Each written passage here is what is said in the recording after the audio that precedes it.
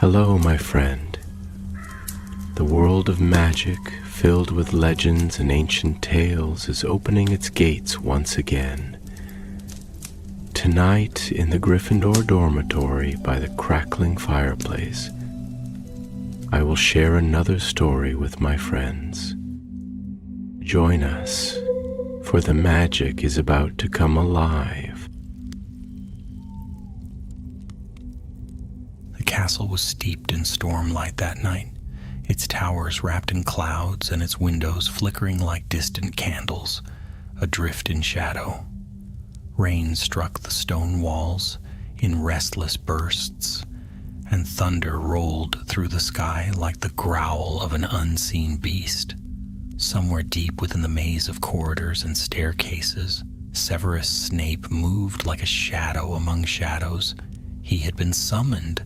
The dark mark upon his forearm burned faintly beneath his sleeve, a pulse that matched the rhythm of his steps.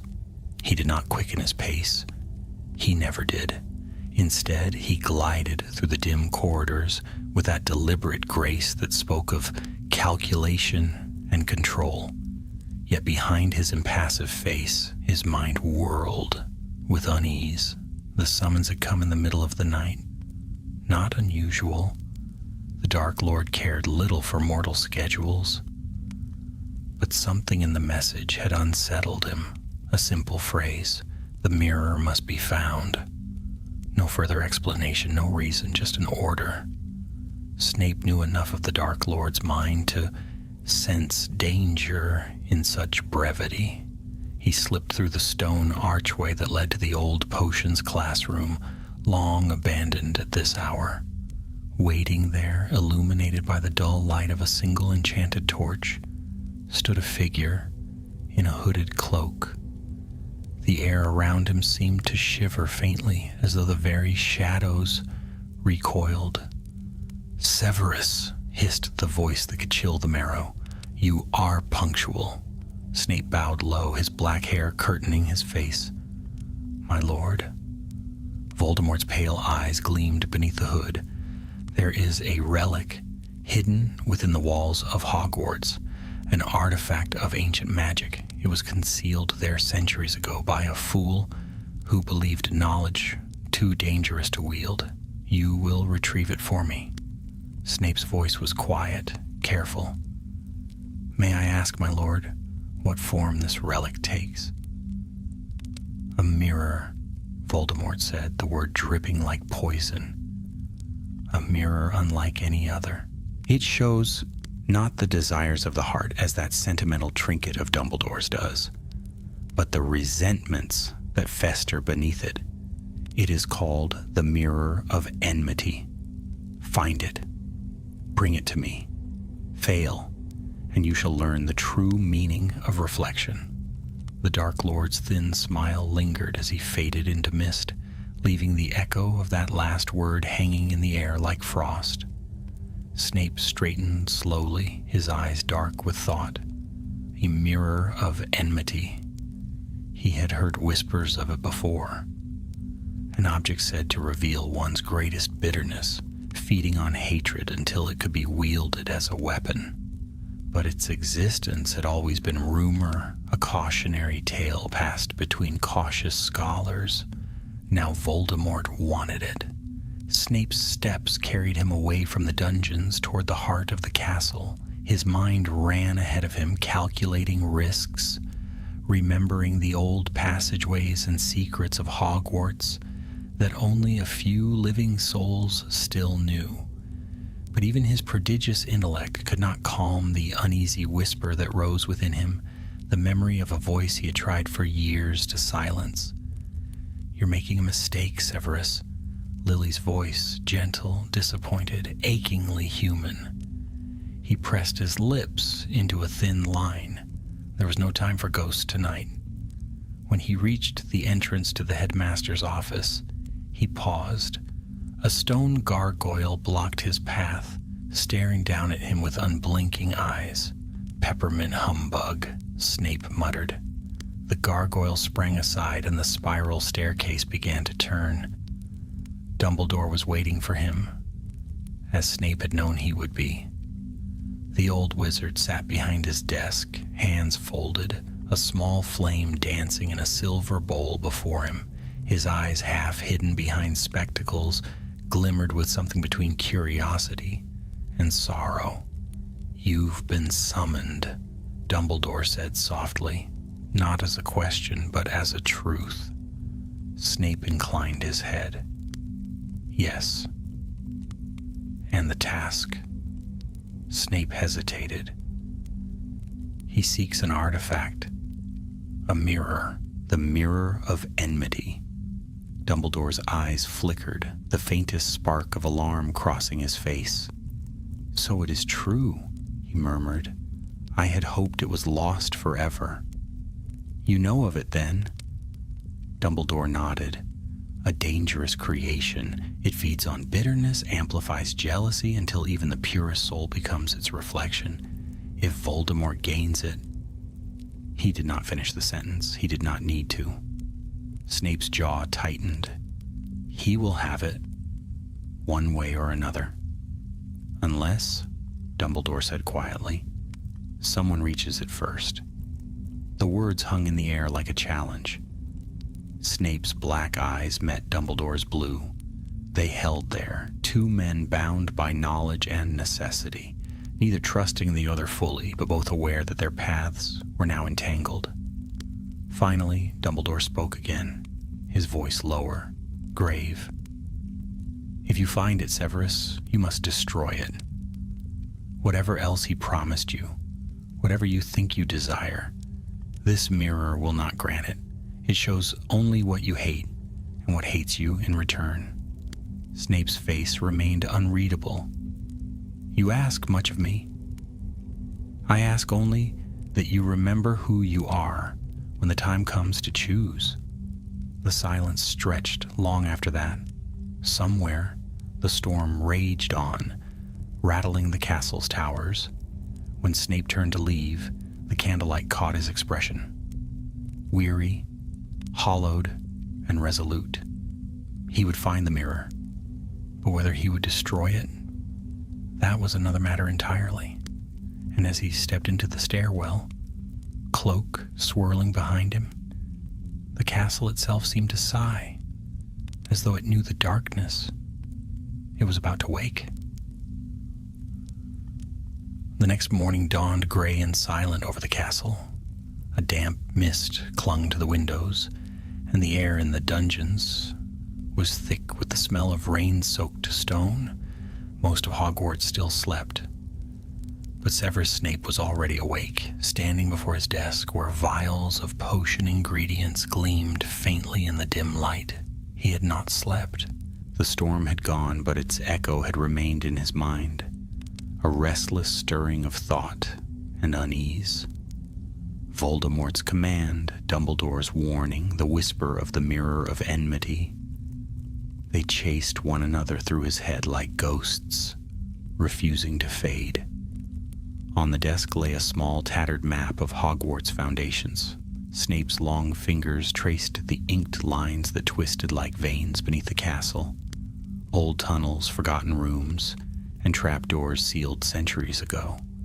The mirror could be anywhere. He knew where to begin. There were rumors among the older ghosts that beneath the Slytherin dungeons lay a sealed passage leading into the heart of the castle's oldest foundations, a network of chambers that predated even the Great Hall. It was said Salazar Slytherin himself had built them, a labyrinth to guard what the founders had deemed too perilous for common eyes. If the mirror existed, it would be there. Snape gathered his wand and a handful of ingredients, powdered asphodel, wormwood, and a vial of silvery potion that shimmered faintly when stirred. He wrapped his cloak around him, fastened it at the throat, and stepped out. The corridors were empty except for the occasional whisper of a portrait.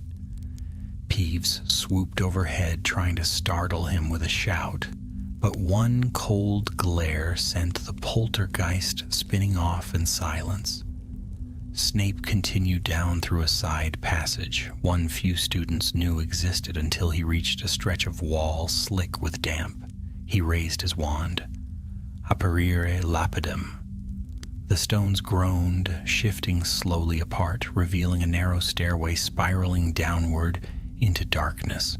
Cold air rushed out, ancient air that smelled of dust, mold, and something else. Something faintly metallic, like the breath of forgotten spells. Snape descended. Each step echoed faintly, swallowed quickly by the damp. The staircase ended in a vast underground corridor, lined with carved serpents that gleamed with condensation. Their eyes, emeralds, long dulled by centuries, watched as he passed. After some minutes of careful walking, his wand light fell upon something unexpected. A figure slumped against the wall, wand in hand. Snape stopped, his instincts sharpening. The person stirred, lifting her head. A young woman with wild curls and eyes that flashed in the light. She was covered in dust, her cloak torn at the shoulder, but her grip on her wand was firm. "McKinnon," Snape said coolly. "I might have known the Ministry would send one of their hounds sniffing about." Marlene McKinnon pushed herself upright, wincing. "And I might have known you'd be down here before anyone else. What are you doing under Hogwarts, Snape?" "I could ask you the same," he said softly, his black eyes narrowing. "I'm here on Dumbledore's request," she said, brushing off her sleeve. "He said something dangerous had been hidden here. I came to make sure it doesn't end up in the wrong hands." Snape's voice was cold. "Then you failed already." Marlene raised her wand, the tip glowing faintly blue. "You're not the one I take orders from. Now move aside." They stood facing one another, his expression unreadable, hers fierce and suspicious. The air between them seemed to hum. Finally, Snape turned, his cloak whispering over the floor. "Do as you please, but keep out of my way. You will not survive what lies ahead." To his annoyance, her footsteps followed. "If you think I'm letting you walk off with whatever you came to find, you don't know me at all." "I know more than enough," he muttered. They continued together in uneasy silence, the passage sloping deeper into the earth. The floor grew slick, and the walls began to glisten faintly, as though breathing moisture. Strange runes appeared on the stone, curling letters that pulsed when touched by wand light. "Ancient warding," Snape murmured, studying them. "Protection against intrusion. We must tread carefully." But no sooner had he spoken than the air before them rippled, a shimmer of silver that coalesced into a tall, spectral guardian clad in armor of shadow. It raised its sword, and the corridor filled with the cold rush of enchanted wind. "Back!" Snape snapped, pulling Marlene aside as the blade slashed through the air where she'd been standing. Sparks showered from the wall. "It's a sentinel charm," Snape hissed. "You must disarm it or it will—" He didn't finish. The ghostly figure swung again faster. Snape parried with a sharp flick of his wand. "Protego Maxima." The shield burst into being, shimmering like glass. The sword struck it and exploded in a spray of light. Marlene didn't hesitate. "Reducto!" The spell hit the guardian squarely in the chest. For a moment it faltered, its form flickering like a dying flame. And then it shattered, vanishing into mist. The silence afterward was thick. Snape lowered his wand slowly. "You are reckless," he said. "You're welcome," she shot back. His mouth twitched. Not quite a smile, but something close. "Follow me." They pressed on deeper and deeper until the air grew colder than ice. The tunnel opened suddenly into a circular chamber lined with mirrors, dozens of them old and cracked, their surfaces darkened with age. The reflections shimmered faintly as they entered, showing twisted versions of themselves, Wara's warped, distorted, sneering. Marlene swallowed. "What is this place?" "The outer vault," Snape replied. "A trap for the unworthy. The true mirror lies beyond." He raised his wand. The tip flared green as he traced an intricate sigil in the air. The mirrors around them quivered, then began to hum softly, their surfaces rippling like water. From the center of the chamber came a deep, rumbling sound. A hidden door was opening, a stone slab sliding aside to reveal another stairway plunging into deeper dark. Snape hesitated only a moment before stepping forward. Marlene caught his arm. "You're not going down there alone." He looked at her hand, then at her face. "Then stay close," he said quietly. "And for once in your life, do as I say." They descended together, the sound of their footsteps swallowed by the depths below. Behind them, the mirrors began to crack, one by one, the sound echoing through the stone like faint, sinister laughter. Far above, the castle of Hogwarts stood silent and unaware, its towers shrouded in mist. But in the deep heart of its foundation, an ancient darkness stirred, awakened at last. And Severus Snape, ever the seeker of forbidden things, did not yet know whether he descended toward redemption or ruin. The stairway wound down in endless spirals, the steps slick and narrow, the air heavy with centuries of untouched damp. Every so often, a whisper of movement brushed the walls, not sound but memory, as though the castle itself recalled those who had walked this way before. Snape's wand light cut through the dark in a narrow beam, revealing carvings that twisted and changed when viewed from the corner of the eye. Marlene kept close behind him, her breathing quiet but quick. Her boots slipped once on the mossy stone, and Snape caught her arm before she fell. "Watch your step," he said softly, his tone flat but not unkind. "Thank you," she muttered, brushing off his hand. "I didn't think the underbelly of Hogwarts would be quite this charming." "Charm has little to do with what was buried here," he replied. "The founders built these halls for secrecy, not comfort." When they reached the bottom, the passage opened into a vast underground hall. The ceiling soared high above them, lost in shadows.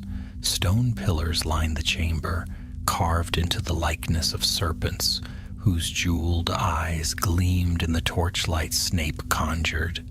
Between the pillars stood statues, wizards and witches of old, their faces grave, their hands outstretched as if warning intruders to turn back. At the far end of the hall loomed a great iron door covered in runes so intricate they seemed to crawl across its surface. It was not locked with any ordinary charm. This was something older, something woven into the magic of the castle itself. Marlene stared. "You think the mirror's in there?" "I know it is," Snape said quietly. "This door guards only one thing." He approached, studying the runes. "These are Slytherin's markings. But the central seal is different. It bears Hufflepuff's script. The founders built this together, a lock requiring both cunning and loyalty." He touched the door with his wand. A faint glow spread across the iron like veins of fire. "It will open only for one who knows both sides," Snape murmured, "for one who walks the line between loyalty and deceit." Marlene arched a brow. "Sounds made for you, doesn't it?" He gave her a sharp look, then raised his wand. "Stand back." The spell he cast was not one taught in any defense textbook, The words curled from his lips in a language older than Latin, and the air shuddered with their power. The door trembled, groaned, and finally opened, with a sound like the sigh of a dying giant. Beyond it lay a smaller chamber, circular, its floor covered with runic circles. In its center stood a single object, the Mirror of Enmity. It was taller than a man, framed in blackened silver, carved with strange runes. Its surface did not reflect light properly. Instead, it seemed to drink it in. The air around it was cold enough to mist their breath. Marlene took a step forward. "It's beautiful." "Do not be deceived," Snape warned. "It feeds on emotion. Approach it carelessly, and it will know your weakness." But even as he said the words, his own eyes were drawn to the glass. The reflection that stared back at him was not his own. Not quite. It was himself, yes, but different. His robes immaculate, his eyes alight with triumph, his face unscarred by bitterness. And beside that reflection stood Lily, alive, smiling, her hand resting gently on his arm. Snape's heart lurched. He had not heard her voice in years, yet now she whispered from the mirror, soft and clear. "Severus, it isn't too late." He reached out just an inch, but the moment his fingers neared the glass, the image darkened. Lily's smile faded. Her eyes turned cold, accusing. Behind her, another figure appeared, James Potter, his arm wrapped around her, smirking. Snape jerked back as though struck. The whispering grew louder, overlapping voices, his own, Lily's, Voldemort's, merging into a low, hateful murmur. "Snape!" Marlene's voice cut through the noise. She grabbed his shoulder. "Whatever it's showing you, stop looking." He blinked, stepping away. The air cleared instantly. The mirror's surface returned to dull silver, blank and silent. Marlene's face was pale. "It tried to pull you in." "Yes," Snape said hoarsely. "It knows what I—" He stopped himself. "It knows what it must show." Marlene studied him for a moment, then turned toward the mirror again. "So what now? We destroy it? That is what Dumbledore asked of me. And what does the Dark Lord want?" Snape's eyes flickered. "To possess it. He would see his enemies broken by their own resentments. The mirror magnifies hate until it becomes real. If he used it, he could turn any mind into his servant." Marlene frowned. "Then we can't let him have it. Let's finish this." She raised her wand, but before she could cast, the chamber shuddered violently. The ground cracked, throwing her off balance. From the walls, shadows peeled away like smoke and began to take shape. Figures forming from the darkness itself. Snape's wand snapped up. "Back!" The shadows solidified into human forms and their own reflections. A twisted copy of Snape stepped forward, eyes burning with cold fury, its lips curling into a sneer. "Coward," it hissed. "Half-blood traitor. You think she would ever love you?" Marlene's reflection laughed.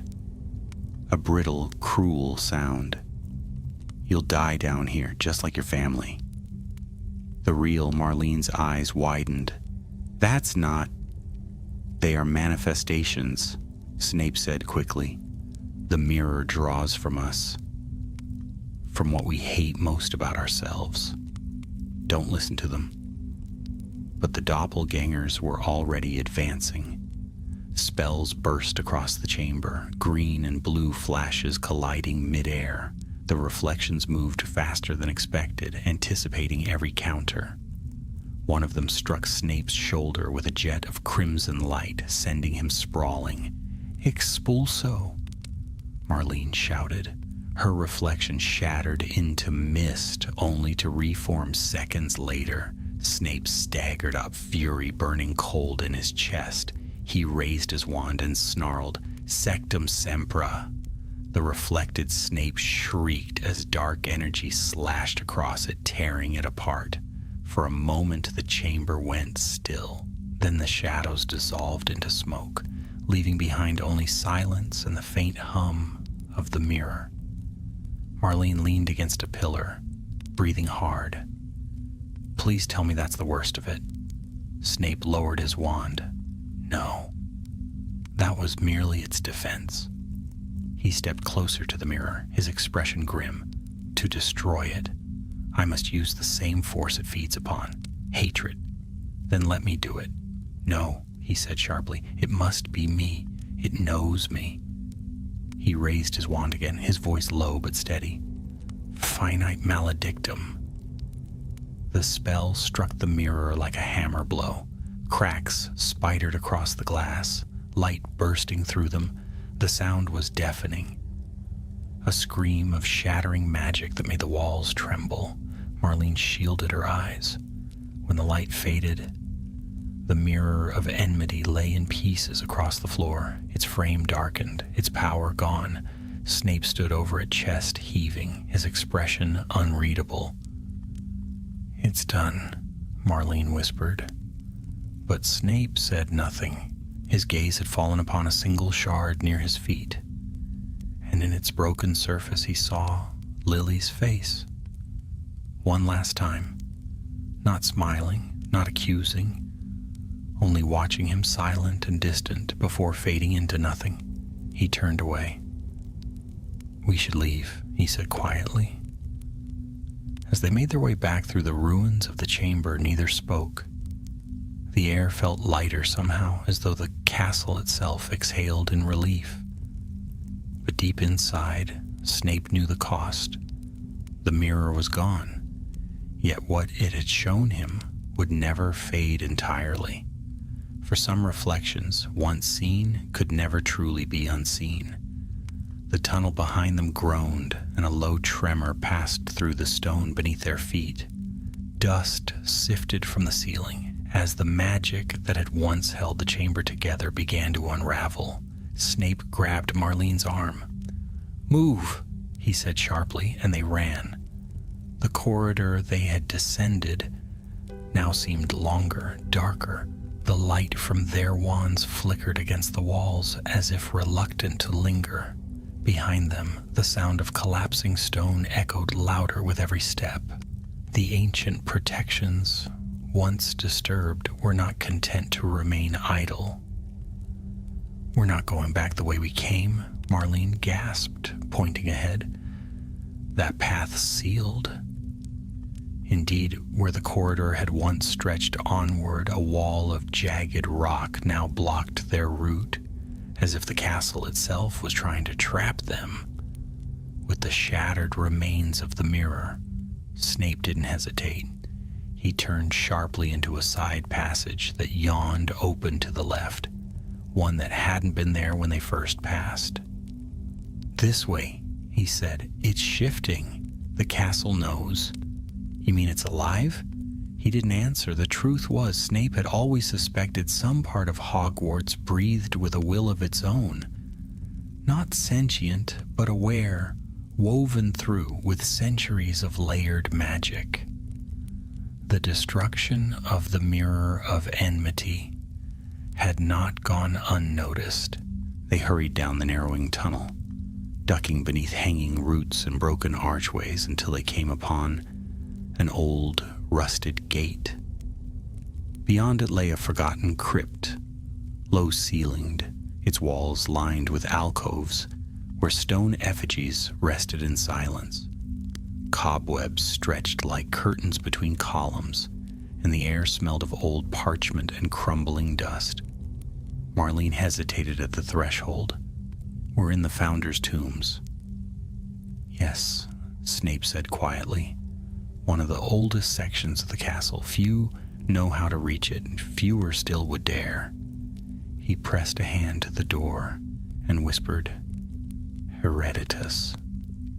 The gate creaked open slowly, The crypt welcomed them with cold air and silence so deep it pressed against the ears. They stepped inside. "Where does it lead?" Marlene asked. "There's a passage beneath Hufflepuff's resting place. She insisted on building it herself, an escape route in case the school ever fell to darkness." She gave him a sideways glance. "How do you know that?" Snape's lip curled slightly. "Because I bothered to learn." They moved carefully now past the ancient tombs where carved names had long since faded. The effigies of the founders lay in quiet repose. Rowena Ravenclaw with her hands folded upon a book, Godric Gryffindor's sword resting at his side. Snape avoided looking at them. He felt no welcome here.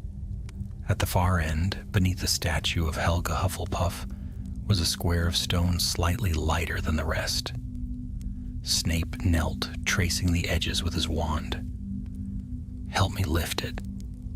Together they shifted the slab aside, revealing a dark hole just large enough to crawl through. A rusted iron ladder descended into the unknown. "You first," Marlene said. Snape didn't argue. He slipped into the shaft, boots striking the rungs with quiet finality. The tunnel below was narrow and damp, but as they moved forward, a faint breeze touched their faces. A sign that the passage remained open. They emerged into a disused corridor behind the kitchens, hidden behind a tapestry of a grinning witch stirring an overflowing cauldron. The warmth of the castle hit them like a wave. Marlene let out a long breath. "We're back." Snape said nothing. His robes were torn, the edge of his sleeve scorched. He looked up at the ceiling as though expecting the stones to shift again. But the castle had quieted, for now. They didn't speak again until they reached the entrance hall. Dawn was breaking through the high windows, casting golden light across the stone floor. The great hall was still empty, the students unaware that anything had happened during the night. Marlene stopped near the doors. "I should go. I've got to report to the ministry." Snape didn't look at her. "Do what you like." She hesitated. "You saved me down there." He gave her a sidelong glance. "I destroyed the mirror. That's all that matters." She frowned, then took a slow breath. "You could come with me. There are people who'd listen. You don't have to stay in the middle of this." But Snape turned away. "Yes, I do." He left her standing there and walked up the grand staircase, cloak billowing behind him like a curtain of smoke. He found Dumbledore in his office, already awake, his phoenix perched silently on its stand. The fire crackled low in the hearth. The old wizard looked up from a set of faded parchments as Snape entered, but said nothing at first. Snape stood in the doorway, his shoulders straight. "The mirror is gone." Dumbledore nodded slowly. "And the vault?" "Collapsed. No one will reach it again." There was a long pause. Then Dumbledore spoke gently. "Did it speak to you?" Snape's face hardened. "It showed me what I expected. Lies twisted into half-truths, nothing more." The headmaster studied him for a moment. "Sometimes, Severus, the lie we most fear is the one closest to the truth." Snape's hands clenched at his sides. "Is that meant to comfort me?" "No," Dumbledore said quietly, "only to remind you that you are not as alone as you believe." He stood and moved to the window, gazing out over the lake where the first rays of morning glittered on the water. "You've made your choice, and it was not an easy one." Snape said nothing. "I will speak with the others," Dumbledore continued. "Ensure that the ministry does not go poking too deeply. The mirror is destroyed. That is what matters. But Voldemort, He will not take this lightly. He won't have to guess who defied him, Snape said coldly. He'll know. And yet, Dumbledore murmured, turning back to him, you did it anyway. There was no triumph in the old man's voice, only a quiet sorrow and a trace of pride. Snape turned to go, but paused at the door. You were right, he said, voice low. The mirror didn't offer power, only regret. Regret can be its own form of power, Dumbledore said softly, if we do not let it become our master. Snape didn't answer. He left the office and descended into the dungeons, his footsteps echoing in the quiet halls. Far from the safety of Hogwarts, in a crumbling manor cloaked in a perpetual shadow, Voldemort stood before a table strewn with maps and scrolls. He knew. The mark on his arm had flared hours ago, not with pain, but with silence. A silence that spoke volumes. The mirror was gone. His long fingers clenched slowly around the edge of the table. Behind him, the fire crackled violently. Severus, he whispered. There was no rage in his voice, no fury, only a terrible stillness, the calm before some deeper storm. He turned, his pale eyes glinting like silver knives. So, the game begins. He stepped into the shadows and the darkness welcomed him. Back at Hogwarts, in a quiet dungeon lit only by the flickering light of a single enchanted lamp, Severus Snape sat alone, staring into nothing. He did not move. The war was far from over, but he had made his move, and in doing so, he had chosen his side, not out of hope, nor even out of love, but against his desires. And that choice, he knew, would cost him everything. Autumn deepened over Hogwarts, and with it came a chill that clung to the stone like a second skin. The days shortened, and fog hung low over the forbidden forest, curling through the trees like the breath of something vast and sleeping. By mid-October, the air had taken on a weight, not just of weather, but of tension, unspoken and understood by all who lived within the castle walls. Few could say what had changed. The students noticed it only in passing. A professor's stare, lingering a moment too long. A corridor watched by patrolling aurors. A strange quiet in the evenings, where once there had been laughter. But Severus Snape felt it with every step. The war had shifted. The mirror of enmity was destroyed, but its absence had opened a void, and the Dark Lord would not leave such a space unfilled. Snape knew it the moment the owl arrived. It came on a rain-lashed morning, thudding against the window of his dungeon office with the force of a curse. The bird was thin, gray-feathered, and its eyes glowed faintly red. There was no parchment, just a scrap of black cloth tied around its leg, a sliver of Severus's own robes.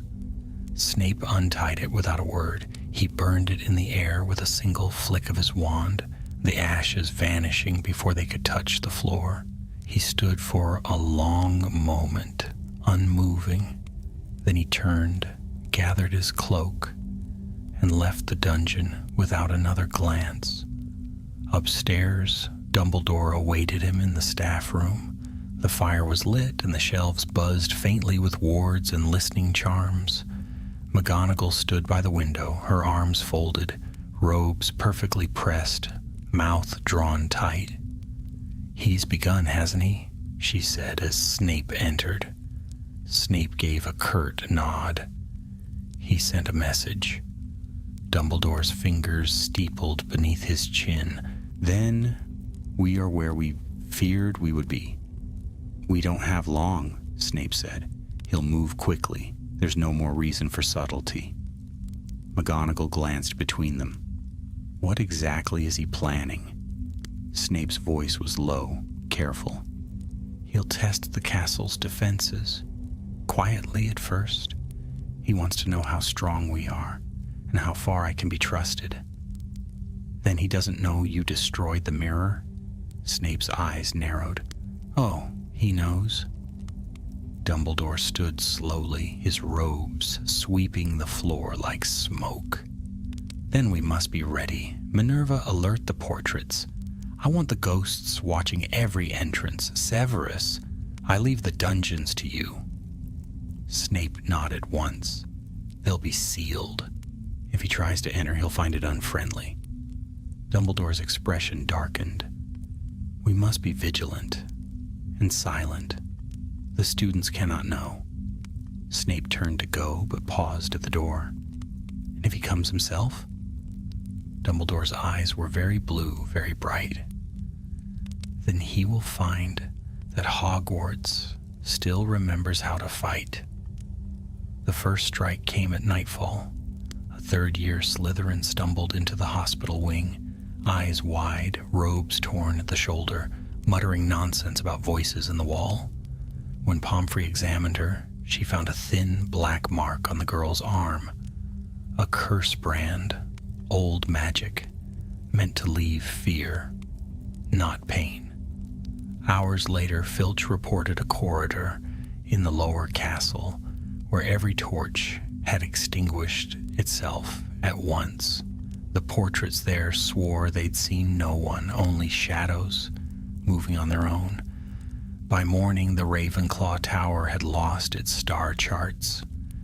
Everyone vanished, the parchments replaced with sheets of blank vellum, and still no name was spoken aloud. Snape worked in silence. He warded the Slytherin common room with layers of magic, drawing sigils into the stone with the edge of his wand, speaking words that had not been heard in Hogwarts since the time of the founders. He moved like a ghost through the castle, muttering to the suits of armor in forgotten passages, whispering warnings to the merfolk in the lake, even setting the bloody Baron to watch the lower corridors. A task the ghost accepted with a silent nod and a gleam of steel in his eyes. Snape had no time for sleep. He brewed tirelessly. Detection potions, defensive drafts, antidotes for curses not yet cast. And still, in the corners of his thoughts, Lily's voice returned. Not as it had in the mirror, soft and haunted, but as it had been in childhood, sharp with scorn and sorrow. You're not who you were. No, he thought bitterly, I'm not. The second attack came 3 days later. A thunderclap shook the astronomy tower just before midnight, and a blue fire burst from the upper ramparts. When McGonagall reached the summit, she found 3 Aurors unconscious, their wands twisted in their hands, and a single phrase burned into the stone in smoking letters. I see you. Dumbledore ordered tighter patrols. Flitwick sealed the entrances with charm work so complex it took 5 professors to unravel it again. But Snape knew the truth. This was not war. Not yet. It was performance. Voldemort was watching, measuring, waiting, and he would strike where it mattered most. On the 7th night, Snape found the corridor. It was near the old catacombs, a place seldom visited by anyone except the ghosts. A trail of scorched stone led down a narrow stair. The air was thick, humming with magic that felt familiar, too familiar. He descended alone. At the end of the stair stood a door. No torchlight reached it, yet it gleamed faintly in the dark as if lit from within. Snape raised his wand. Lumos. The door flared, and upon its surface, drawn in ash and blood, was the mark. Not the dark mark, his mark. The one he had once taken in secret beneath the gaze of a snake-eyed master, trembling with ambition and fear. But this one was twisted, carved with crueler lines, ringed in thorns, bleeding darkness. Snape stepped forward, and the air hissed with cold. A voice whispered, low and mocking from behind the door, "Not allowed. in his mind. "You chose the wrong side, Severus." He did not answer. He touched the door, and it disintegrated beneath his fingers, crumbling into black dust. Inside, the chamber was empty. Only a single thing remained, a silver locket lying on the floor, its surface cracked. Snape stared at it, his face pale. It was hers, Lily's. He bent slowly and picked it up. Inside, the photograph was still intact. A girl with red hair and laughing eyes, waving at someone just outside the frame, but the smile had faded. The photo was old, older than it should have been, as if it had waited for years. In the dark, Snape's fingers closed over it. His voice was barely a whisper. "Not this way." He left the chamber in silence. Behind him, the dust swirled and danced, and then stilled. He brought the locket to Dumbledore the next morning. The headmaster studied it for a long time, then looked up. "This was meant for you," he said. Snape nodded once. "He's no longer trying to frighten me." "No," Dumbledore agreed. "Now he's trying to wound you." Snape said nothing, but in his eyes was something harder than rage. The look of a man who had known grief long enough to wear it like armor. "He won't stop," he said, "not until the walls bleed." Dumbledore gave a weary nod. "Then we will hold the walls." Outside the window, the lake stirred beneath gray skies and the wind howled through the towers. War had not yet come to Hogwarts, but it had found its herald, and his name was Severus Snape. The first snow fell quietly over Hogwarts, muffling the landscape in a hush that belied the unease within its walls. Flakes drifted down in spirals, clinging to turrets and cloaks, to the branches of the ancient oaks that lined the grounds. Beneath the whiteness, the castle slept with one eye open, watchful, breath held, waiting. It began on the 6th of November with no explosion, no cry of alarm, only silence. A patrol of aurors assigned to the west ramparts vanished, gone without a trace. No bodies, no struggle, just empty cloaks left folded upon the parapets, as if their wearers had vanished mid-stride. By morning, another group was missing, this time from the eastern greenhouse path. Filch's cat had been found mewling beside a shattered lantern, her fur on end and her eyes rolled white with fear. She wouldn't stop howling until dawn. McGonagall issued immediate lockdowns. No students were to leave their dormitories after sunset. Classes were shortened. Prefects doubled their patrols. But the enemy had already entered the grounds. Snape stood in the shadows, beneath the astronomy tower, his breath curling in the cold. Above him, the stars shimmered faintly through the thick curtain of snow. He waited in silence, one hand clenched around the locket he had taken from the catacombs. It was always cold now, even through the fabric of his robes. He had not told Dumbledore the locket still pulsed with magic. He had not told anyone, but he knew what it meant. Not just a message, but a link, a tether. The Dark Lord was reaching not merely to wound, but to draw him back. And somewhere, deep within Severus Snape, something stirred uneasily at the pull. Footsteps behind him. He turned sharply, wand drawn, but relaxed as the figure stepped into view. Marlene McKinnon. She wore a heavy cloak, dusted with snow, and her wand was already in her hand. "The southern wards flared twice tonight," she said without greeting. "Dumbledore says we're to meet at once." Snape nodded. "Where?" "The room of requirement. We can't risk being overheard." Together they crossed the courtyard, boots crunching softly on the frost-bitten stones.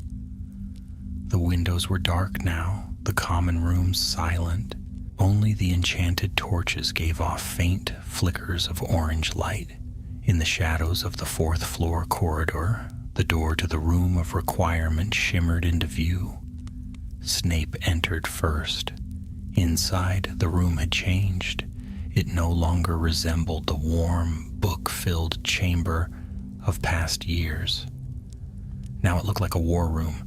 Maps of the castle floated mid-air, glowing with magical markers, while long tables bore stacks of parchment and quills that scribbled themselves. At the far end stood Dumbledore, arms folded, face grave. Around him were the others, McGonagall, Flitwick, Hagrid, even Madame Pomfrey. Each looked up as Snape and Marlene entered. "There's movement in the Forbidden Forest," Dumbledore said at once. "No preamble. Centaur scouts say the shadows have grown thick.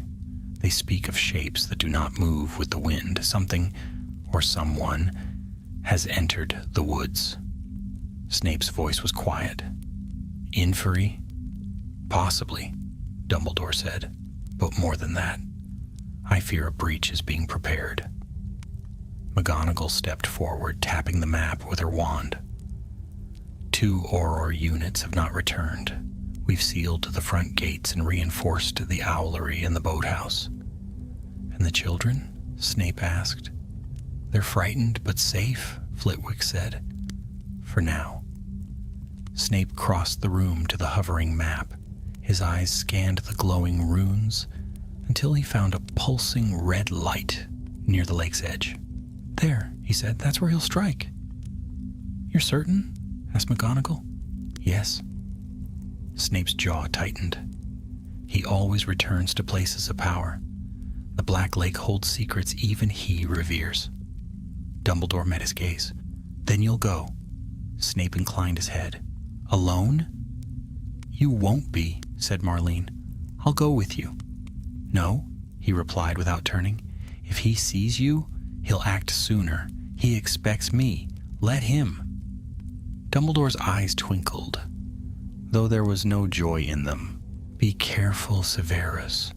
I always am." The snow fell heavier as he descended toward the lake, the wind biting against his face. The surface of the water lay flat and dark, a great mirror swallowing the moonlight. Trees along the shoreline stood like silent sentinels, their branches clawing at the sky. Snape moved slowly, wand held low, senses wide open. The magic here was old, not hostile but disturbed. Something had shifted beneath the surface. A ripple stirred the water, then a figure rose from the shallows, not wet, not dripping, but moving like mist. Snape's heart slowed. He knew that face, Rosier, once a Death Eater, once his comrade, now dead. The figure smiled, lips pale and eyes blank. "Severus." Snape's wand did not waver. "You're not him." "No," the thing answered, "but I remember him and I remember you." It stepped forward, feet not touching the earth. More shapes began to rise behind it, gray-skinned, blank-eyed, whispering in voices that echoed as if from deep water. "You betrayed us," Rosier's shade hissed. "You turned from the path. I chose one," Snape said, "and I will see it through." A dozen shades stood before him now, not just Rosier, but others. Wilkes, Mulciber, even Avery, who had died only weeks ago. "You cannot outrun your past," said Wilkes. "No," Snape murmured, "but I can burn it." He cast first, a blast of flame that roared across the frozen reeds, illuminating the night in gold and red. The shades recoiled, shrieking, but did not vanish. They were not inferi, nor were they ghosts. They were memories, bound by dark magic, illusions with weight, the true work of Voldemort, a punishment and a test. Snape retreated slowly, casting again. Confringo. The curse exploded among the figures, shattering one into smoke, another into shards of ice, but they kept coming. "You belong to him," said Rosier. "You always did." "I belong to no one." Snape raised both hands now, wand in one, locket in the other. The silver glinted in the snowlight. "He used this to try and draw me back," Snape said, "but it is a relic of the dead." He hurled the locket into the air and fired, "Incendio Maxima!" The locket burst into flame, glowing with white-hot fire, and as it burned, the figures wailed. The lake itself rippled violently, and the snow seemed to halt mid-air. Then, silence. The shades vanished, and the path before him cleared. Snape fell to one knee, breathing hard, hand pressed to his ribs. He'd been struck somewhere, but he didn't feel it. Not yet. Behind him, the snow resumed falling. Soft, steady, footsteps crunched behind him. "Are you alive?" Marlene's voice. He looked up. "Barely." She helped him to his feet, one arm around his shoulders. "I told you I was coming." He didn't argue. They stood together in the cold as the lake settled back into stillness. Snape looked at the black water where his reflection waited. "It's only just begun," he said. "Yes," Marlene replied, "but you chose. That counts for something." "Does it?" he wondered. The war ahead would be long and cruel, and the past, the true enemy, would return in many forms. But tonight at least he had endured, and in the dark stillness of the lake, Severus Snape turned from the shadows he once called brother and walked back into the storm. Winter tightened its grip upon Hogwarts. The black lake froze, a mirror of glass beneath the gray sky, and the forest beyond lay heavy with snow. Smoke rose from the castle chimneys in thin trails, vanishing into the clouds. To the students, life went on. Classes, lessons, gossip whispered in corridors. Yet beneath the surface, something dark pulsed like a heartbeat. The air itself seemed watchful. It was only a matter of time. Snape felt it first, as he often did, a faint stirring in his mark, not burning, not commanding, merely calling. A hum in the blood, a whisper from a master who had long since learned patience. He did not answer, though every nerve in his arm screamed for acknowledgement. Voldemort's silence had lasted too long. That meant he was planning something worse than vengeance. The headmaster knew it too. Dumbledore had grown quieter these past weeks. His office lights burned late into the night, and messages flew to and from the castle by Phoenix, Feather, and Patronus. When Snape entered that circular room, he often found the old wizard standing by the window, his face unreadable, his hand resting on Fawkes as though drawing strength from the bird's warmth. On this night, the 7th since the battle by the lake, Dumbledore spoke before Snape could even cross the threshold. "He's not after the castle anymore." Snape paused. "Then what does he seek?" "The past," Dumbledore murmured. "Yours, mine, perhaps Hogwarts' own." He turned, and his eyes, weary yet bright, met Snape's. "He cannot win by storming the gates, so he will strike at what cannot be rebuilt." Snape frowned. "The students are safe for now," Dumbledore said. "But there are relics still hidden within these walls, remnants of the Founder's magic. Voldemort believes one of them will give him what the mirror could not, dominion over memory itself." Snape's heart chilled. "You mean to say, yes, he seeks the Chronolume." The name stirred a faint recollection, something he'd read long ago, buried in an old tome of enchantments. The Chronolume was said to be a crystal orb, once used by Rowena Ravenclaw, capable of showing not one's future, but the paths untaken, moments of choice that could have been. If the mirror had fed on hatred, the Chronolume would feed on regret. He means to see his own rise completed, Snape said softly, to unmake his defeats. Perhaps worse, Dumbledore replied, to rewrite them. The words hung in the air like frost. Snape's mouth tightened. Then it must be found first. Dumbledore nodded gravely. Indeed, I believe it rests somewhere in the Ravenclaw Tower, though none living have seen it. Rowena hid it even from her own bloodline. A faint smile ghosted across his lips.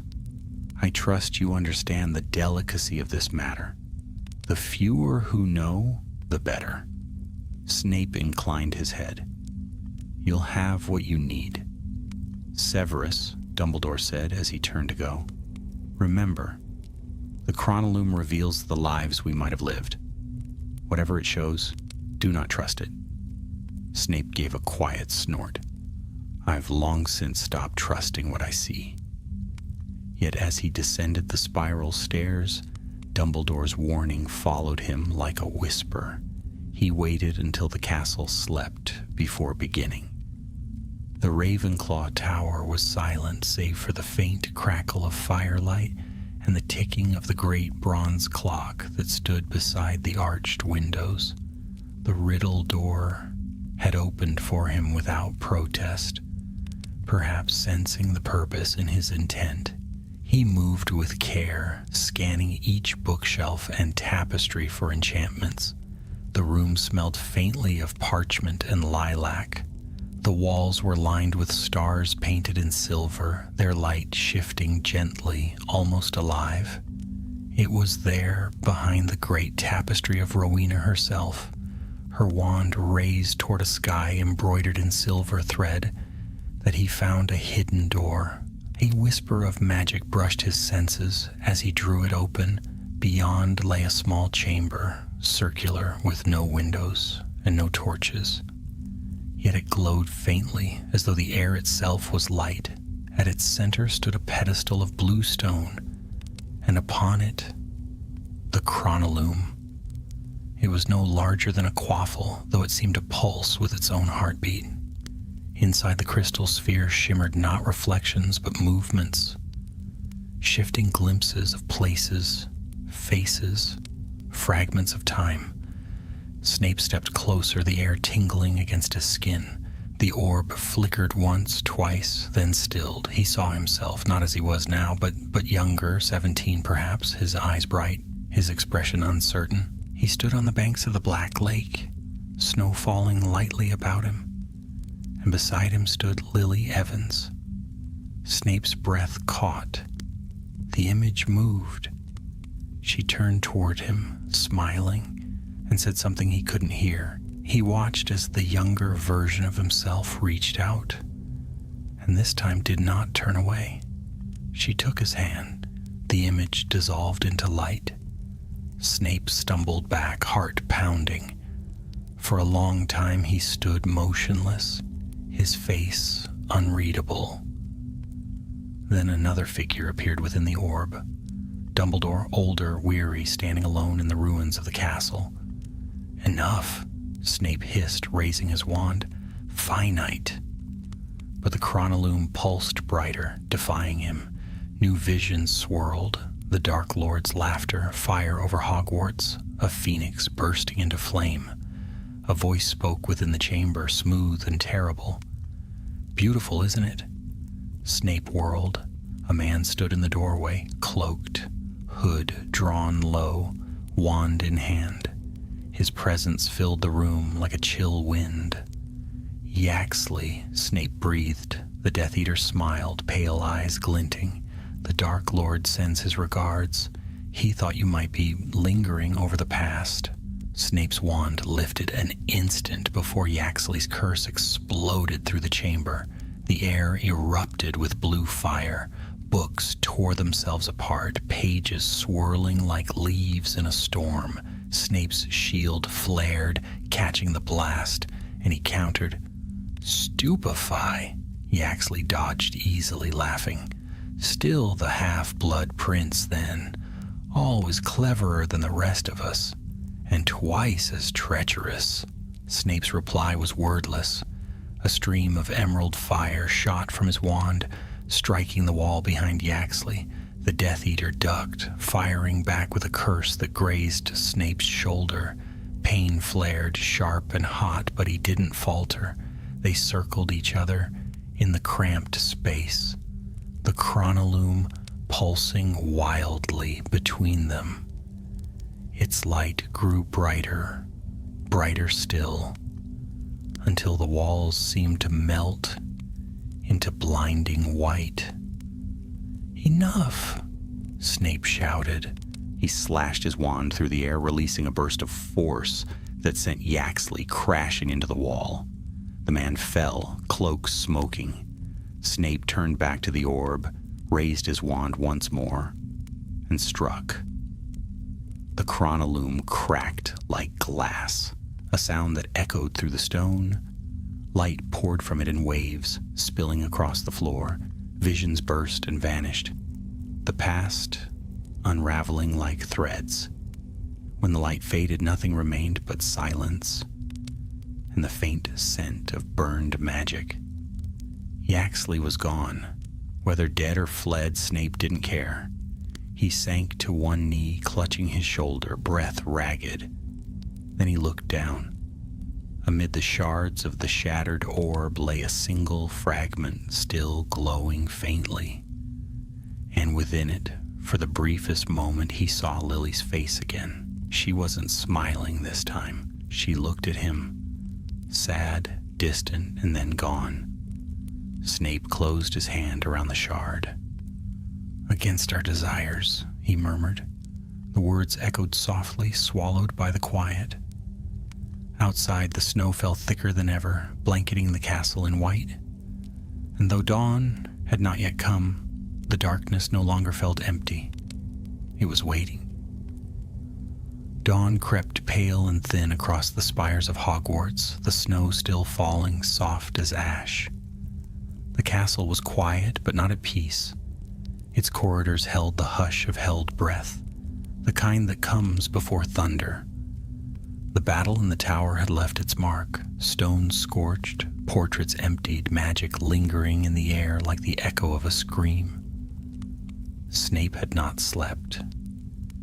He sat in the shadows of a dungeon chamber, his left shoulder bound in white linen, his wand lying on the table beside him. A single glass of potion smoked faintly beside his hand, untouched. He had burned the last fragment of the chronolume hours ago, reducing it to ash with blue flame. And yet, as he stared into the flickering light of the lamp, he still saw her face in the fire, Lily's face, soft and far away. When the door creaked open, he did not turn. "You've been awake all night," came Dumbledore's voice. "Sleep is overrated," Snape muttered. The headmaster entered, his robe whispering against the floor. He studied Snape's wound for a moment, his expression unreadable. "Yaxley?" "Gone," Snape said. "Perhaps dead, perhaps not." Dumbledore inclined his head slightly. "The chronolume?" "Destroyed." A faint sigh escaped the old man. "Then it is done." "No," Snape said quietly. "It has only begun." Dumbledore's eyes, ancient and piercing, rested on him. "You saw something." Snape did not answer. The silence stretched, heavy with the weight of unspoken truth. Finally, Dumbledore said, "The mirror showed hatred, the chronolume regret. Tell me, Severus, what will you do when you are made to face love itself?" Snape's lips twitched, not in amusement but bitterness. "I already have." Dumbledore's face softened, and he laid a hand upon Snape's shoulder. "Then guard your heart well. The Dark Lord has many ways to reach where wands cannot." He left then, the door closing softly behind him. Snape stared at the flames until they blurred, until they became the shifting memories he could never truly bury. By the following evening, news had reached the castle that shook even the most stoic of professors, the village of Godric's Hollow had burned. Not in full, no lives taken, at least none confirmed, but the graves, the churchyard, the memorials, desecrated. The mark of the Dark Lord scorched across the snow. It was a message, a wound upon the world's memory. Snape stood beside Dumbledore in the headmaster's office as the Auror's report arrived by owl, the parchment still warm from the ink. The old wizard read in silence, his face grave. When he finished, he handed the paper to Snape. "The past is ours to command." The line was scrawled at the bottom in dark, spidery ink. Snape crushed it in his fist. "He blames me." Dumbledore's voice was low. "He tests you. He will find I do not fail twice." Outside, the snow had turned to sleet. It tapped against the glass like impatient fingers. "Then we must prepare," Dumbledore said. "If he cannot rewrite the past, he will seek to end the present. His next attack will not be in secret." Snape nodded once. "Let him come." 3 nights later, the sky above Hogwarts split open. A storm unlike any other rolled in from the north, black clouds swirling, lightning crackling in spirals that carried no sound. The forbidden forest shuddered beneath it, trees bending as if bowing to an unseen hand. Snape stood atop the astronomy tower, cloak whipping about him, his wand raised. He could feel it now, the pull of the Dark Lord's magic pressing against the wards like the weight of the sea. Dumbledore was beside him, his wand held steady, his eyes sharp. "Are the students safe?" Snape asked. "They are below. Minerva has them in the Great Hall." Lightning flared, green this time. A shadow moved within the storm, a colossal shape of twisting black mist. It coiled over the lake like a serpent made of night. Snape's heart tightened. "He's found a way through the forest wards." "Indeed," Dumbledore said. "He's calling something old." The clouds convulsed, and the shape began to descend. It wasn't solid, not flesh and bone, but formed of 1,000 fragments, faces, echoes, memories, the remnants of those who had served the Dark Lord once and died in his name. The storm itself was his army. Below, the ground shimmered as protective spells came alive, rings of silver light spreading across the snow. Dumbledore turned to Snape. "Hold the east line. I will take the gates." Snape gave a curt nod and vanished in a swirl of black robes. He reached the courtyard just as the first wave struck. Shades of former Death Eaters burst from the storm, phantoms but armed with the power of curses long forgotten. Their laughter was the wind, their hate the hail that lashed against the stone. Snape raised his wand. "Protego totalum!" The shield expanded in a circle of light, halting the first assault. Sparks of green and blue magic shattered against it like fireflies caught in glass. "Coward!" hissed a voice from the storm. Lucius Malfoy's voice, though its owner had long fled. "You chose the losing side." Snape ignored it. He countered with fire, sweeping arcs of crimson flame that scorched the snow black. Each spirit burned and vanished, yet more followed. Then, amid the chaos, a single shadow stepped forth, not a phantom, but flesh and blood. Marlene McKinnon. Her hair was loose, her face pale from exhaustion, but her eyes blazed. "I told you not to fight alone." "This isn't your battle," Snape said sharply. "Too late," she replied, casting a shield beside his.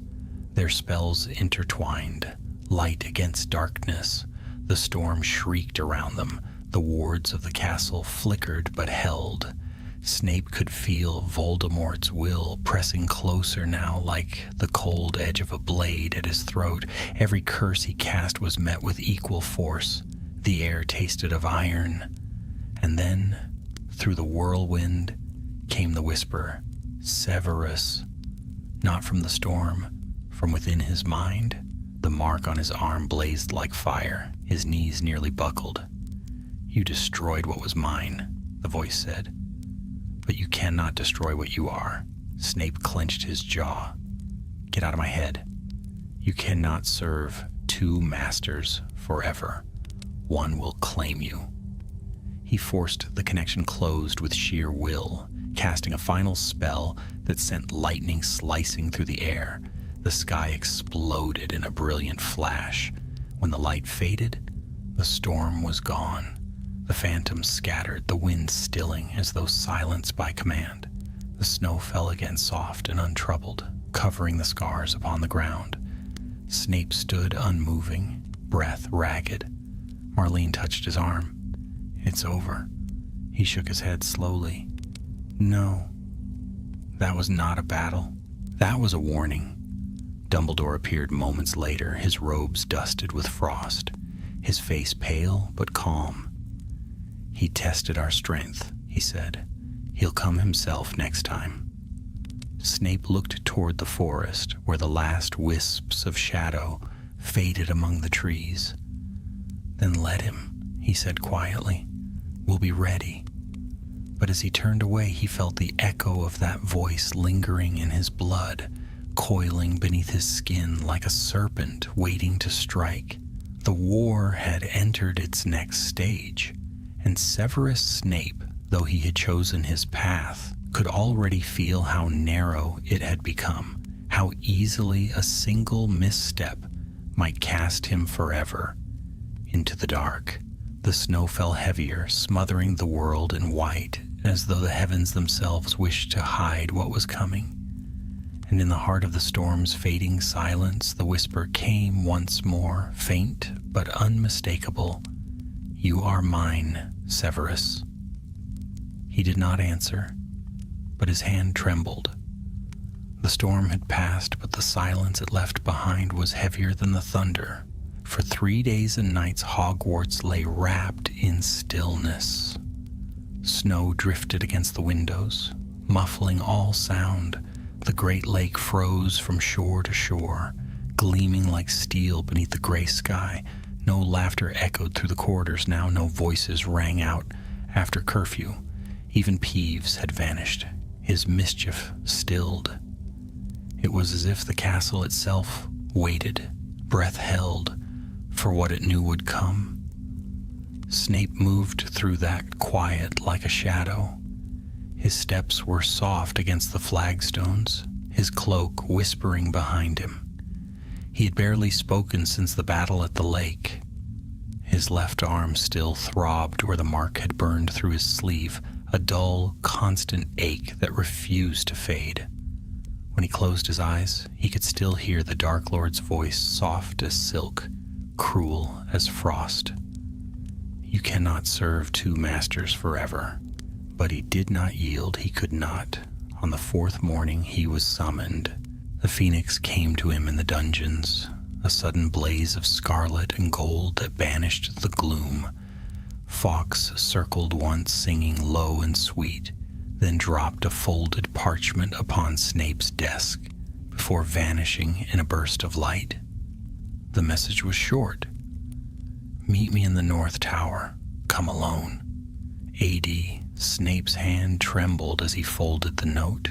He knew that tone. It was not a request. The climb was long. The staircases twisted and shifted beneath his feet, as if reluctant to show him the way. At the top he found a narrow landing lit only by a single lantern.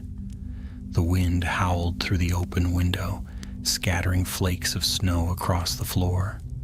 Dumbledore stood at the far end, his cloak pale against the dark stone. His wand cast a soft blue light reflected in the lenses of his half-moon spectacles.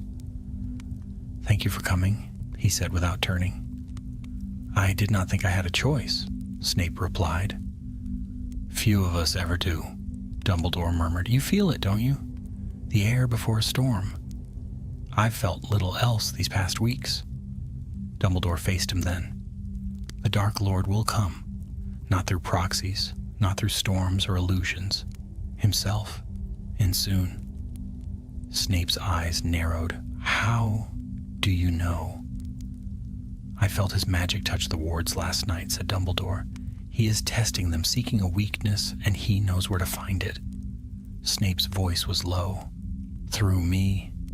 Dumbledore did not deny it. A bitter smile twisted Snape's lips. So the trap is set. I am the bait. No, said Dumbledore softly. You are the key. Snape said nothing. The wind caught his cloak and flung it aside like a dark wing. Voldemort believes he owns you still, Dumbledore went on. That is his weakness. He will not kill you at once. He will try to reclaim you. That will give us time. Time for what? For me to end it, said Dumbledore simply. Once and for all. For a long moment, neither spoke. Then Snape said, You'll die. I know, and you'll take me with you. The old man's eyes softened. Perhaps, or perhaps you will live long enough to do what I cannot. Snape's breath caught. And what is that? To protect the boy, Dumbledore said. When the time comes? The Potter child, Snape spat, though his voice was hoarse. Dumbledore inclined his head. Lily's son. The words struck like a blow. Snape turned sharply away, his hands trembling. Don't speak her name. I will not if it pains you. It does, Snape said through his teeth. Dumbledore's voice softened. Pain can serve, Severus, if you let it. Snape said nothing.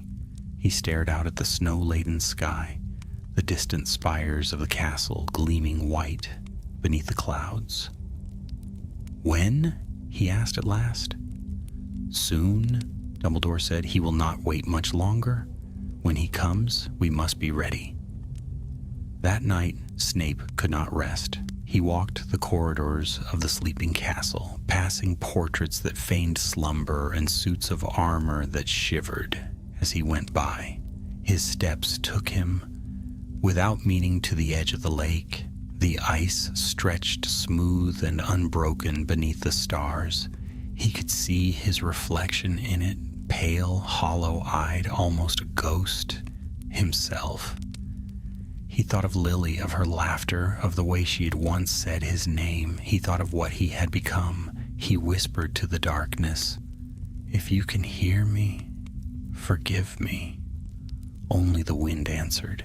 He stood there until dawn painted the sky in pale blue and gold, then turned and made his way back to the castle. 2 nights later, the Dark Lord came. The sky tore itself apart with lightning, though there was no thunder, no rain, only the sound of magic, raw and terrible. The wards blazed red, the towers shuddered. Snape was in the courtyard when it happened. The air went still, every flame snuffed out at once. Then the shadows lengthened, and he appeared. Voldemort. He stepped from the darkness as if it were a doorway, his robes blacker than night, his face pale and inhuman, eyes burning scarlet. Around him, the snow melted where his feet touched. Severus, he said, his voice a hiss and a caress all at once. At last, Snape fell to one knee. My lord. Dumbledore appeared at the edge of the courtyard, his wand raised, the air shimmering around him with power. Tom. Voldemort's eyes narrowed. Still clinging to life, old man? How tiresome. You've come for me, Dumbledore said. Leave the boy, leave the school. Voldemort laughed, a thin, terrible sound. You think I came for your pity games? I came for what is mine. His gaze slid back to Snape. Rise, Severus. Snape obeyed slowly, his face unreadable. You destroyed what belonged to me, Voldemort said softly. The mirror, the chronolume. You have disappointed me. Snape's voice was steady. I have served you faithfully. Lies, hissed Voldemort. You reek of Dumbledore's stench. But I am merciful. Come back to me now, and I will spare you." The courtyard was utterly silent. Even the snow seemed to hold its breath. Snape met his master's gaze. "You cannot spare what you never owned." Voldemort's eyes blazed. "Then you will die with him." The first curse came swift and bright. Avada Kedavra. A jet of green light struck the air, met by Dumbledore's shield of gold. Sparks erupted, blinding in their brilliance. Snape moved at once, casting spells as fast as thought, his wand a blur of motion. Magic collided above the courtyard. Like thunder trapped in stone, gargoyles shattered, walls cracked. Voldemort's fury filled the night. His voice rose in a scream that was both word and power. Dumbledore countered, his light spreading, holding the darkness at bay. And through it all, Snape fought beside him, silent, relentless. Every curse he cast aimed not to kill, but to protect. The battle raged until the towers themselves groaned under the weight of it. Then, as the dawn broke and light touched the sky, the Dark Lord vanished as suddenly as he had come, leaving only the echo of his laughter drifting through the air. Snape stood among the ruins, his breath ragged, his wand arm trembling. Dumbledore looked at him, weary, bloodied, but alive. "You chose well tonight." Snape said nothing. In the distance, the snow began to fall again, soft and slow, covering the cracks in the stone, hiding the blood. But nothing could cover what had begun. The war had come to Hogwarts, and Severus Snape had placed himself in its very heart. Against his desires, against his past, against everything he had ever been. And there was no turning back. Winter clung fiercely to Hogwarts, as if the cold itself sought to defend the castle from the storm that would soon fall upon it. The sky was leaden, the air sharp enough to bite through cloak and bone. The battle in the courtyard had left deep scars upon the castle. Stone shattered, towers cracked, and yet Hogwarts still stood, defiant as ever, its walls humming faintly with ancient magic. For a brief while there was silence, a fragile pause, too thin to be peace. The students returned to their lessons, though fear followed them like a shadow through the corridors.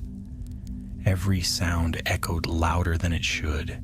Every flicker of torchlight felt like a sign. Word spread quickly, of course. Whispers that he who must not be named had been seen outside the gates. Whispers that Dumbledore and Snape had fought him off together. To the students, it became legend overnight. But for those who had stood on the battlements, there was no glory in it, only the knowledge that it had been a test and that the true reckoning was still to come. Snape moved through his days as though sleepwalking. His robes smelled faintly of smoke and frost, his eyes shadowed with sleepless nights. His arm throbbed constantly beneath his sleeve, the dark mark now red and swollen, its outline raw against his skin. It no longer burned with the summoning heat of command. It pulsed irregularly, like a wound that refused to heal. He did not speak of it to Dumbledore, though the headmaster knew. Dumbledore always knew. Instead, Snape poured himself into preparation. The dungeons became his refuge and fortress. Potions brewed in rows of cauldrons, their fumes rising in curling threads of green and gold. He brewed antidotes, draughts, blood restoratives, things he had not made since the First War. On his desk lay scrolls filled with equations of wards and sigils, half-completed diagrams of new defenses for the castle's foundations. Every spell was a wall, every potion a weapon, every heartbeat another reminder that the end was near. It was late one evening when McGonagall came to him. She found him standing over a cauldron, its contents glowing faintly blue. Her footsteps echoed across the flagstones as she approached. "Severus," she said quietly. He did not look up. "Minerva, I heard the mark flared again last night." His hand stilled on the stirring rod. "It did. And?" He turned at last, his expression unreadable. "He calls to me, but he does not summon. He waits." Her lips pressed together. "He is planning something." "He always is." She hesitated, then stepped closer, lowering her voice. "You know what the students are saying. They think Dumbledore has already found a way to destroy him." Snape gave a mirthless smile. "Children are easily comforted by fairy tales. And what comforts you?" He met her gaze, eyes dark as ink. "Nothing." McGonagall's hand tightened on her wand. "Do not lose yourself, Severus. I lost myself a long time ago." She studied him a moment longer, then nodded and left him to his solitude. 2 nights later, the first true sign came. At the edge of the forbidden forest, the centaurs began to flee. Hagrid found them at dawn, restless, their eyes wide, their bodies streaked with frost. "They said the stars have gone wrong," Hagrid told Dumbledore, his great hands trembling. "Said something walks beneath the ground, stirring the old roots." The forest itself seemed uneasy. The birds stopped singing. The trees creaked as though whispering warnings to one another. Even the lake, that great silent mirror, rippled though there was no wind. Snape felt it before he saw it, a vibration beneath the castle, deep and slow, like the heartbeat of the earth itself. When the first cracks appeared in the great hall's floor, Dumbledore summoned the staff at once. "He's found another way," Dumbledore said, standing at the head of the table, the candlelight glinting off his silver hair. "He seeks to enter through the foundations, through Slytherin's chambers." Snape's head rose sharply. "The Chamber of Secrets." "Yes." The words hung in the air like a curse. "It was sealed," said McGonagall. "You told me no one could open it." "No man could," Dumbledore said gravely. "But the Dark Lord is no longer merely a man." All eyes turned to Snape. "Then it falls to me," he said quietly. "If he means to enter through the chamber, he must pass through the old passages beneath my dungeons." Dumbledore nodded once. "You know them best." Snape's face was calm, but a faint tremor passed through his hand. "I will hold him as long as I can." "And if you cannot?" asked Flitwick softly. Snape's eyes hardened. "Then I'll ensure he finds nothing left to claim." That night, he went alone into the depths. The torches flickered as he passed, their flames bending toward him as though drawn by his presence. The air grew colder the further he descended, until his breath came in misty clouds.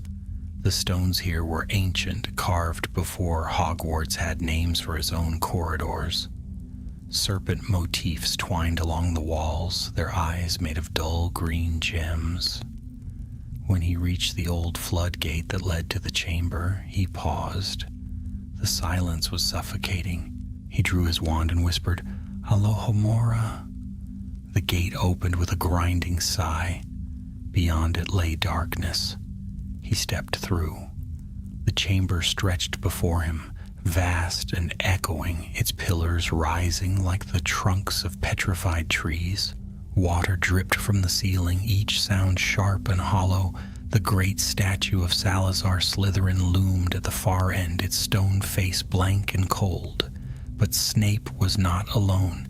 He felt it before he saw it, the pulse of magic, thick and foul. A shape moved in the shadows near the statue's feet.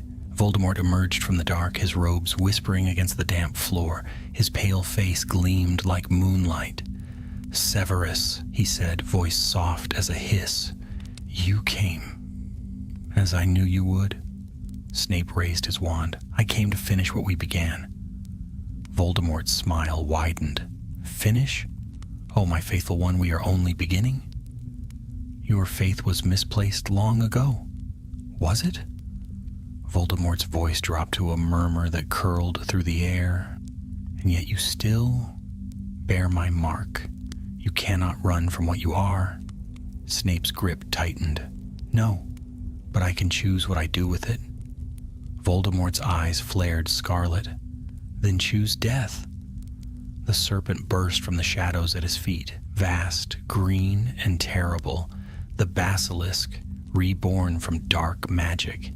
Its hiss filled the chamber, rattling the stones. Snape's curse met it in midair, a blaze of white light.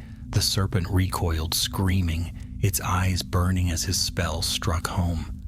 But Voldemort was already casting, green fire leaping from his wand.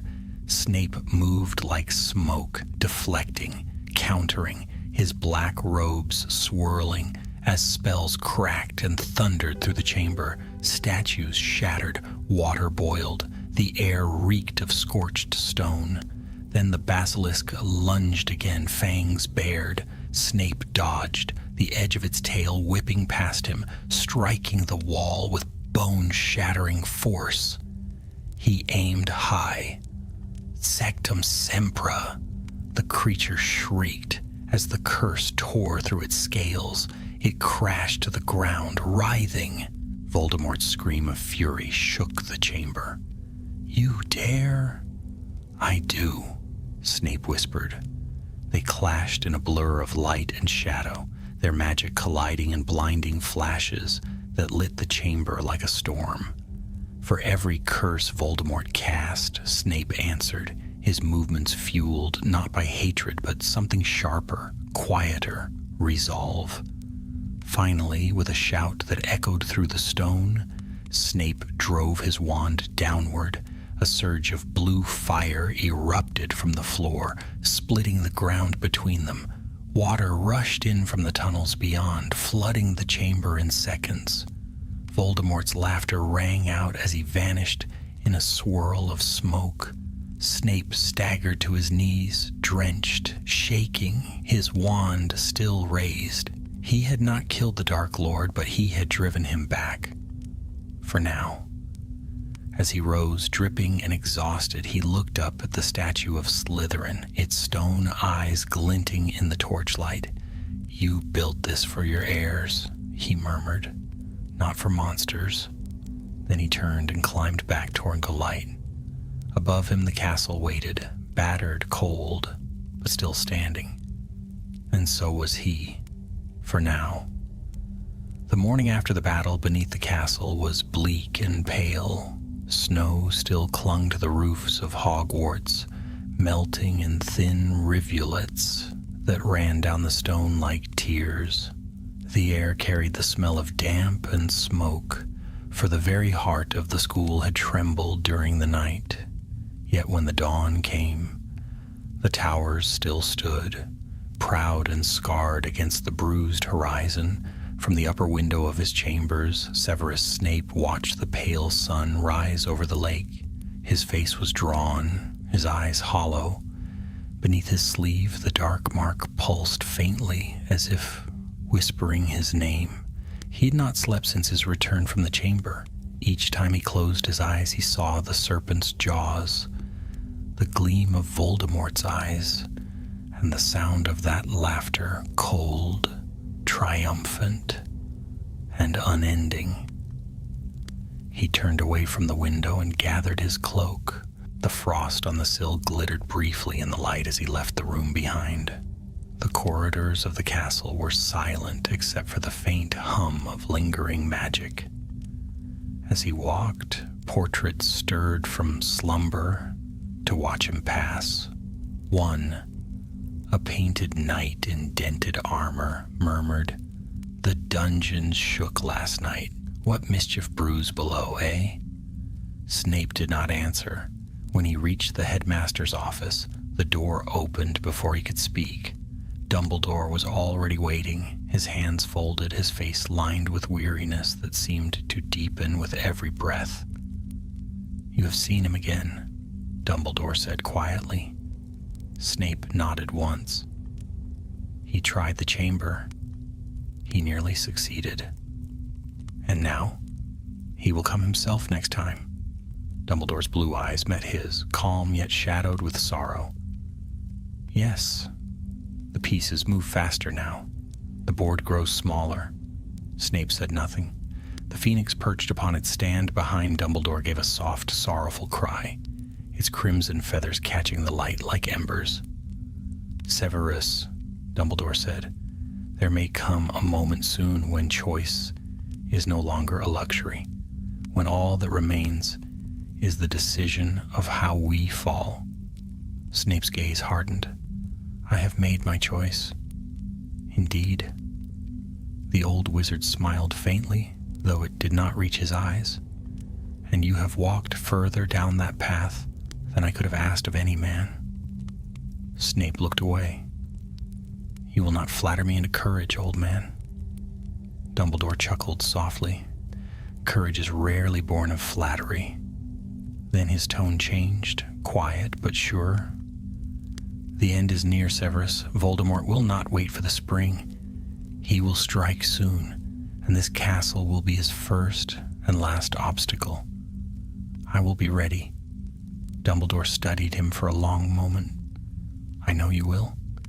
But readiness is not the same as acceptance." "What are you saying?" "That there will come a time, perhaps sooner than either of us wish, when you must stand not as my ally, nor his servant, but as something greater than both." Snape's brow furrowed. "You speak in riddles again." "I speak of truth," Dumbledore said gently, "a truth that will demand everything you are and more." He reached for his wand and tapped the silver bowl on his desk. The air above it shimmered, forming a faint image. Hogwarts, wreathed in light and shadow, its towers aflame. "He will come for me, Severus, for my death, and you must be the one to give it." The room went very still. Snape's voice was low, dangerous. "You ask too much. I ask only what must be done." Snape turned away, his hands trembling. "You would have me kill you. I would have you save them." Dumbledore's tone was soft, but each word carried the weight of finality. "He must trust you completely. It is the only way you will ever stand close enough to finish what we began." Snape's breath came sharp and uneven. "You speak as though I were a weapon." Dumbledore's eyes filled with quiet sadness. "Perhaps you are, but one forged by your own will, not by his." For a moment, neither spoke. Then Snape whispered, "And if I refuse, then you will doom them all," Dumbledore said simply. The silence that followed was longer than the first. When at last Snape turned, his expression was carved from stone. "Tell me when." "Not yet," said Dumbledore. "When the time comes, you will know." The weeks that followed were filled with uneasy calm. Outside the walls, the snow melted into slush, and the forest stirred with restless shadows. Inside, the students studied as if nothing had changed, though whispers crept through every common room. Rumors of the chamber, of the serpent, of the Dark Lord's shadow stretching over the horizon. Snape kept to the dungeons, his mind a labyrinth of plans and unspoken fears. He spoke rarely, slept less, and when he did, he dreamed of a red-haired girl by the lake laughing in sunlight that would never come again. He found Marlene McKinnon once in the corridor, her face pale but her eyes steady. "It's begun, hasn't it?" she asked. "Yes," he said. "It never truly ended." She hesitated, then said, "If you fall—" "I won't," he interrupted. "You might," she said softly. "We all might. Just Don't forget why you're here." Snape's gaze softened almost imperceptibly. "I never could." The attack came at midnight. A tremor shook the castle, then another. The torches along the walls guttered and died. From the north came a roar, not of beasts, but of voices shouting spells that cracked like thunder. The Death Eaters had come. Students were rushed to the basements. Professors took their posts. The sky above Hogwarts burned red and green as curses lit the darkness. The walls themselves seemed to weep sparks where spells struck their ancient stones. Snape fought without pause. In the corridors, in the Great Hall, at the gates, his wand never faltered. Shadows fell before him, but more came in their place. He saw McGonagall standing in the doorway of the hall, her spells fierce and unerring, Flitwick atop the staircase, summoning walls of ice to block the enemy's advance. And above it all, on the battlements, he saw Dumbledore, his wand raised high, his light outshining every curse that came against it, until the sky split again, and Voldemort appeared. He walked through the smoke like a figure of shadow and flame, his laughter ringing across the courtyard. "Albus," he called, "your walls burn, your time ends."